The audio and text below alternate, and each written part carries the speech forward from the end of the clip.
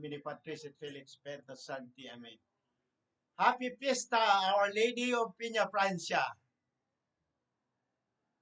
Ating pag-usapan naman ngayon kung paano nakarating sa Bicol ang Our Lady of Peña Francia.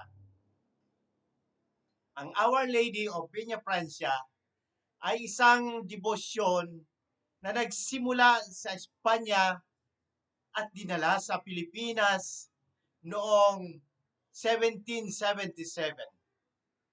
Ang imahin ay orihinal na isang estatwa ng Berheng Maria na kilala bilang Nuestra Señora de Peña Francia, na ipinanganak sa bayan ng Peña Francia sa Espanya.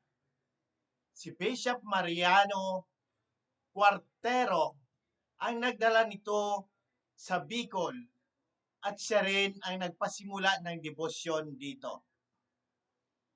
Pagdating ng imahen sa Bicol, maraming mga milagrong naiulat tulad ng mga pagpapagaling ng mga may sakit, mga himala sa kalikasan, at iba pang mga kaganapan na nagpatibay sa pananampalataya ng mga tao. Ang mga ito ay naging dahilan upang umusbong ang debosyon at lumawak ang mga tagasunod nito. Sa paglipas ng panahon, naging mahalaga ang Peña Francia sa mga Bicolano at sa mga Romano Katoliko sa buong bansa na nagdiriwang ng isang taunang kapistahan na umakit ng libu-libong deboto.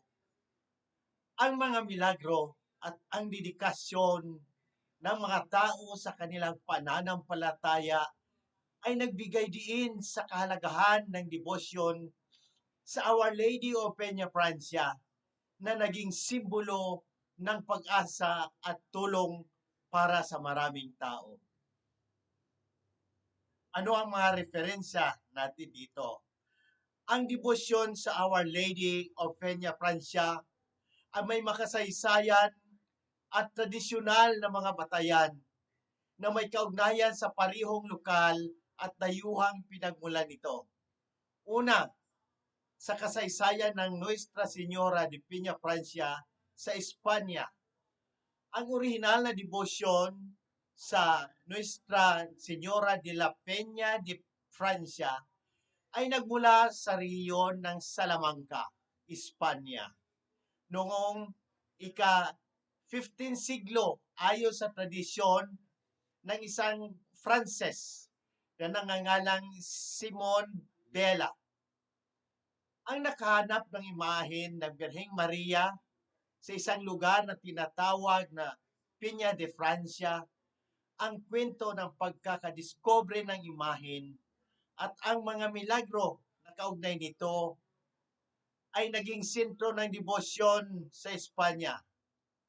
At mula doon, kumalat ito sa iba't ibang bahagi ng mundo kasama ang mga misyonero. Pangalawa, pagdating ng imahen sa Pilipinas. Sa Pilipinas, ang pagpapakilala ng debosyon sa Bicol ay karaniwang iniugnay kay Father Miguel Robles de Covarrubias, isang Bicolano seminarista na naging pari at deboto ng Our Lady of Peña Francia. Ayon sa mga ulat noong nag-aaral siya sa Kolehiyo ni Santo Tomas sa Maynila, noong ika-18 siglo, siya ay nagkasakit. Nang siya'y gumaling, bilang pasasalamat, pinagawa niya ang isang imahen ng Our Lady of Peña Francia mula sa kahoy na anahaw, base sa larawan ng Berhen mula sa Espanya.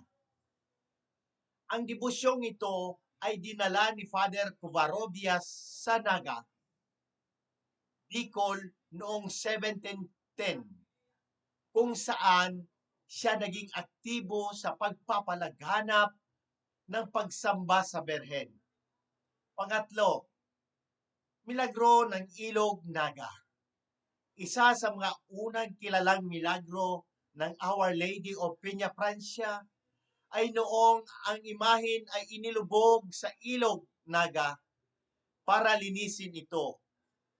Ngunit ang mga kandila na ginagamit sa prosesyon ay patuloy na nag-aapoy kahit ito'y nasa tubig.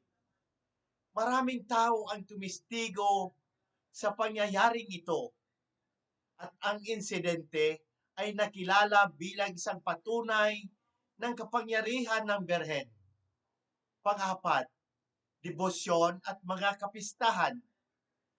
Ang unang prosesyon at fluvial procession ng Our Lady of Peña Francia sa Naga City ay naging sentral na bahagi ng debosyon ng mga Bicolano at ng mga Pilipinong Romano Katoliko. Ito ay isa sa mga pinakamalaking relihiyosong pagdiriwang sa bansa at sinasalihan ng mga deboto mula sa iba't ibang lugar. Mga kasaysayan ng simbahang Katoliko sa Pilipinas, ang ating mga sanggunian. Ang pagdating ng misyonero sa Pilipinas noong ika-16 na siglo ang nagdala ng ibang devotion at imahe ng mga santo at Berheng Maria mula sa Espanya. Mga oral tradition at testimonya ng mga lokal na deboto. Maraming salaysay mula sa mga nakatatanda at mga pari ang nagsilbing batayan ng mga milagro at debosyon sa Our Lady of Peña Francia.